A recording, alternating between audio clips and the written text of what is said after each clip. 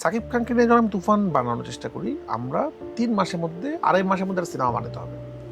যে cinema budget প্রথমবারের মতো বাংলাদেশে একটা 7 কোটি টাকা বাজেটের সিনেমা হচ্ছে, অনেক বড় বাজেট। আমাকে টাকাটা উঠাইতে হবে। আমার কাছে আমি চেষ্টাই করি নাই তুফানে যে উনাকে নতুনভাবে, উনাকে আমি দেখতে সুন্দর লাগাইছি, উনাকে ইম্প্রোভাইজ করাইছি, ওয়ান টেক শট লাগাইছি, উনি তুলনামূলক তুফানে ভালো অভিনয় করেছেন।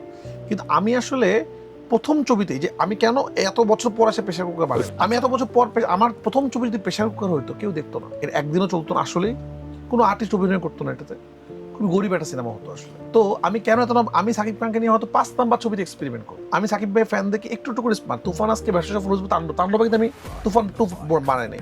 তাণ্ডবে আমি একটু এক্সপেরিমেন্ট করার চেষ্টা করছি, জয়া আহসান সাথে আফজাল হোসেন, অনেক বড় আর্টিস্টের সাথে সাকিব ভাইকে অনেক চেঞ্জ হয়েছে, উনি ওনার ভয়েস চেঞ্জ করছে। কিন্তু আমি তুফানে চাই নেই আসলে চেঞ্জ করতে।